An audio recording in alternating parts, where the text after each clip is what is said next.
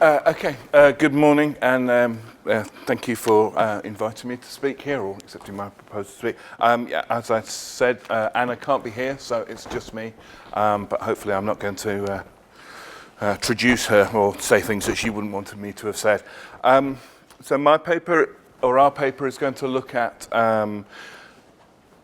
the possibilities of collaborative, co-productive, community-based research within these kind of sort of structured environments that are now, or structured approaches that are now emerging, and particularly in this case, the research for community heritage strand of the Connected Communities agenda. And what I'm trying to look at is to identify the extent to which what worked and what didn't work within the work that we were doing with different community groups, but particularly with an emphasis on thinking about co-development and co-production of heritage research in these kind of sort of structured environments. So, as we know, sort of in some ways, community heritage and the sort of collaboration between academics and community groups doing heritage research, history making, was perhaps at its kind of sort of peak in the 1970s and 1980s, and for all sorts of reasons that I'm sure we're aware of, declined or became more difficult in the 1990s, early 2000s, but over the last 10 years has begun to re-emerge as a real sense of kind of sort of exciting practice, innovative practice. Some of that, or a lot of that, perhaps to do with technology and what technology possibly enables.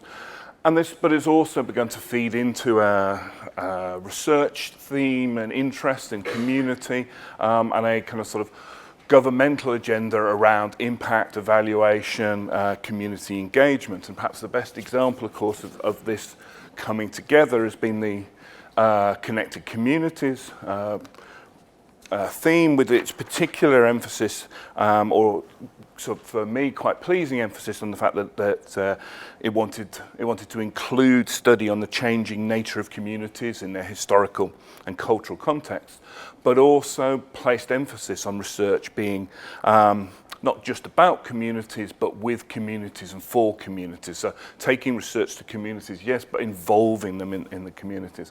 And out of that, as many of us know, many of us have been involved with, I guess, was a particular strand, the Arts and Humanities Research Council strand, Research for Community Heritage, which again led with this kind of idea of research with communities rather than on communities. And as part of that, the AHRC funded 21 heritage research teams, including one at UCL in 2011 and 2012 and 13, in order to do something along the lines of this bottom block of text, which was in the original proposal, call for proposals, which said, working closely with the Heritage Lottery Fund, the aim of this initiative is to catalyse and develop sustainable links between expertise in research organisations in the area of community histories and heritage and relevant community groups. And then secondly, it is expected that this will lead to the development of innovative, collaborative or co-produced community heritage research projects led by community groups. And this is kind of really what I'm interested in, is the extent to which, in our experience, we were able to do both of these elements, and particularly the latter. Were we able to begin to develop innovative, collaborative, co-produced community heritage research within this structured approach? This is quite interesting. It's an approach where university teams were brought together, were given some funding to work with community groups who were going to get HLF funding. They were pushed together by the two funders in what I think it was a really innovative and kind of quite groundbreaking way, but did it work, I think, is the question that we're in the process of evaluating and trying to answer at the moment. So UCL's project, our team put together included people from archaeology, community archives, oral history, cultural heritage, museology, digital humanities, public geography, film studies, museums and public collections, and was supported by the public engagement unit at UCL. The title, we drew very strong inspiration from Sven Lindqvist's famous kind of sort of exhortation to dig where you stand in the late 1970s. This idea that he was talking about workers in factories to do their own history, so to learn about the history of their workplace in order to better inform their sort of contemporary position. And of course, it had all these kind of sort of connotations for us in terms of kind of, you know, the digging and bringing together the archaeology with other parts of community heritage. And it allowed us to make a load of really silly puns throughout all our presentations. All have the word dig in various different contexts. And once, sadly, changed dig to dog. And I think it was continuing to dog was one of our practices.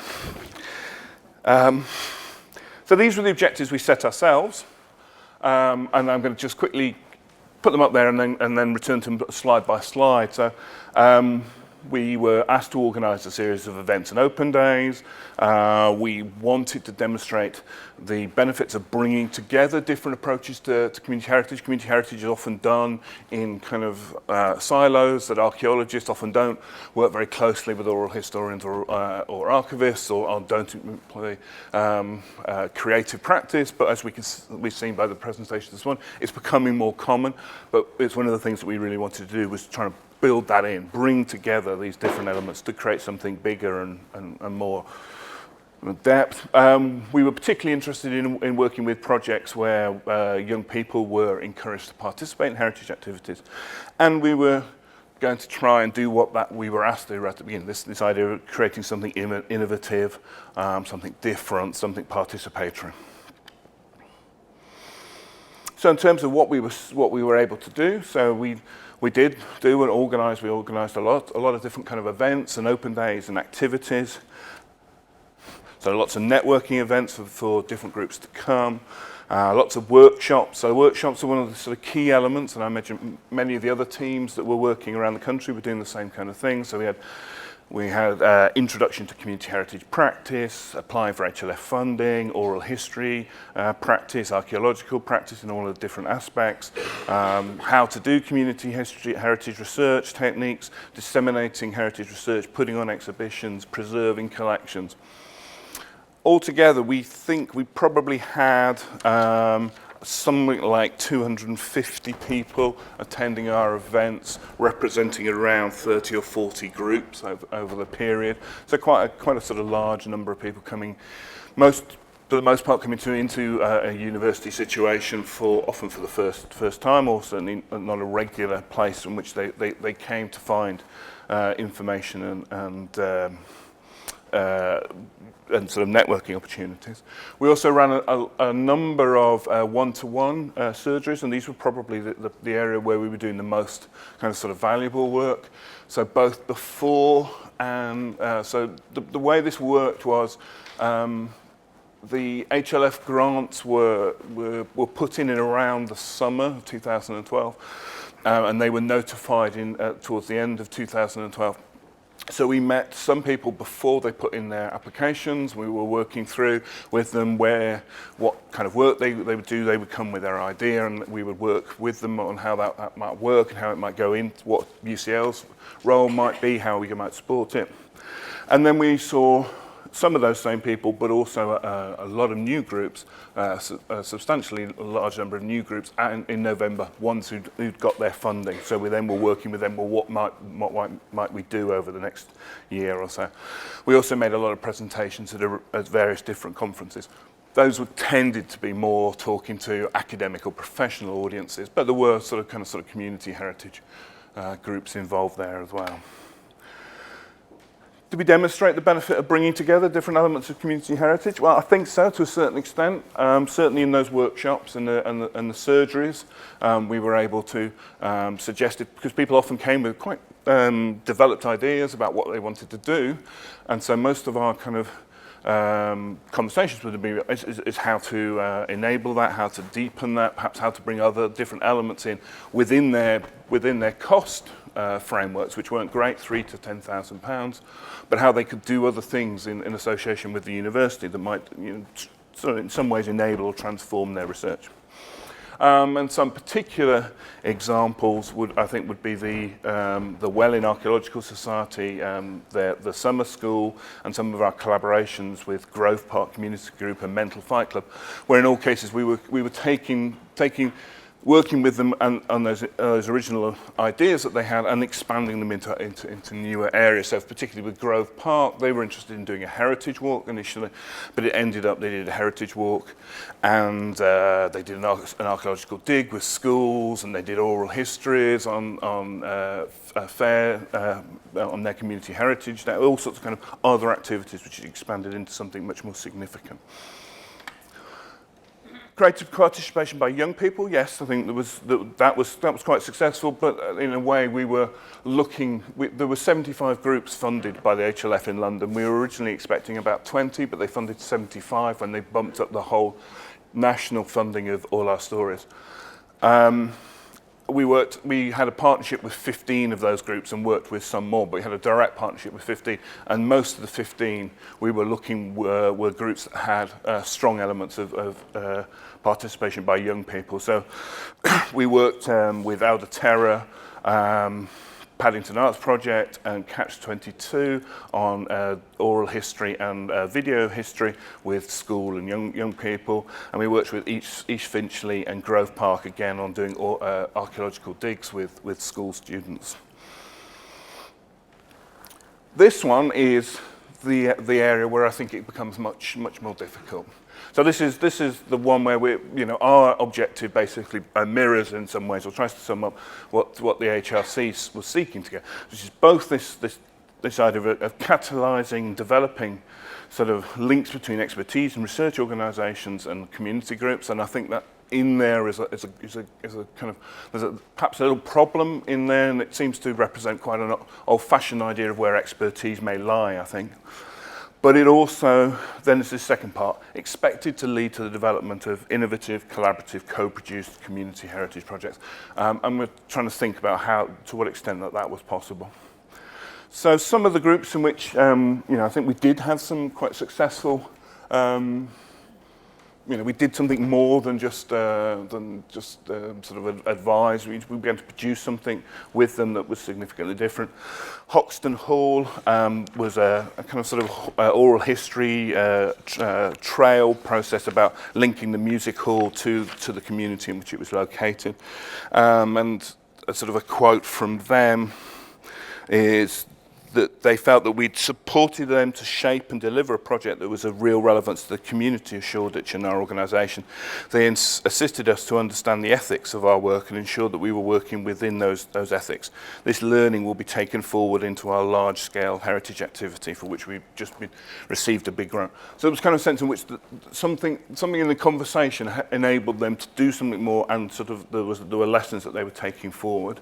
The Mental Fight Club is a really interesting mental health charity that is seeking to sort of explore the connections between local heritage and well-being within a kind of sort of, a lot of references to kind of sort of Blake and spiritualism and psychogeography.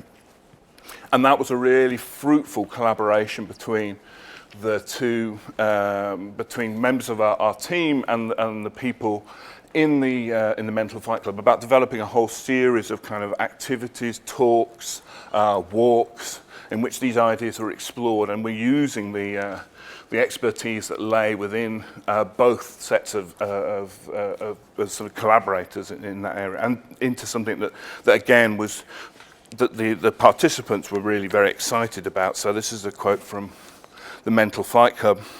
The whole thing was a source of very great wonder to me personally, that such an amazingly rich series of talks could be so beautifully created and delivered by yourselves and ourselves, and such meaningful connections could be made with and by the Dragon Cafe community. The Dragon Cafe is the place where the Mental Fight Club is based. So there definitely were some possibilities of doing interesting work, but I think there were also obstacles. Particularly in this area of innovative or co-produced community heritage. What we did a lot of was this area at the bottom where we're talking about skills exchange. We did a lot of trying to workshops, and this tended to be what people wanted, that they would come and have some workshop in oral history practice or archaeological practice or something like that. The ability to actually can then take that 2 or 3 stages further into co-development of research ideas was quite difficult. And I think there are reasons probably for that, to do with some of the structural approach to this fund, this strand of AHRC and HLF, and the timing was definitely an issue. The timing was out a little bit to somewhere else, or we found it to be out, that the HLF groups were working to a slightly different timetable than we were, and they often found themselves more advanced than we were, and able to be able to sort of work with them. We were very pleased that they were developing their own ideas, so that it was very much from them. The impetus of the idea was then from them, but it then meant, well, what really was the element of co-production, co-development of ideas. So that was the issue. There was an issue over resources. I think at any time that we're trying to work with community groups, having an awareness of the resource issue is a big one. The expectations of what we have. The aims of the 2 programs, I don't think, were entirely the same. I mean, the HLF was very keen on promoting, in some cases, new groups to be developing and to having their first experience of heritage research, whereas the HRC programs had this kind of sort of emphasis on producing something new, something innovative. It wasn't quite clear that both of those could work. We didn't have any disputes about ownership or control, but we know that other groups did. I mean, we were very clear that we claimed no ownership or wished to have any control over the processes. That was from our starting point. But some of the groups were worried that we were going to, by participating with them, we're going to sort of take control over their work and over their final product. This final point is a really interesting one that occurred to me, and I think I've made this point before in these kinds of audiences, is that because we ended up doing a lot of workshops, because that was one of the things that we were kind of encouraged to do, and it was one of the things our community partners wanted from us, we also then found that other community groups that also offered, say, oral history workshops in London, in the community heritage world, were starting to get very annoyed that we were doing this because we were taking away a stream of funding from them. And we had no intention of doing this on a permanent basis, but because this is the way that the strand of funding encouraged us to do this, it started to create a little bit of problems about, well, what exactly is UCL, a big institution like this, moving into this territory, colonising this territory, and removing possible sources of income, very much needed sources of income from different community groups.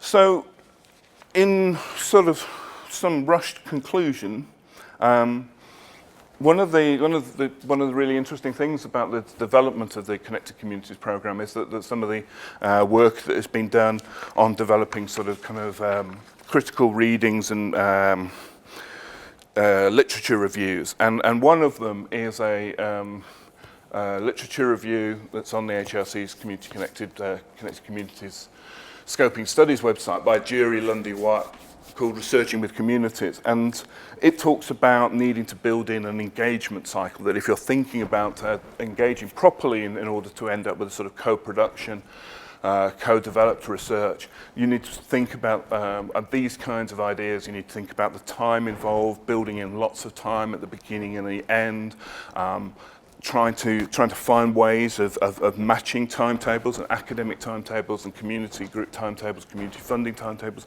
often don't mix, so you need to think about the rhythms of that. The problem, of course, that we all know about staying the distance, of having long-term contacts with community groups, so to be able to develop that relationship in terms of trust.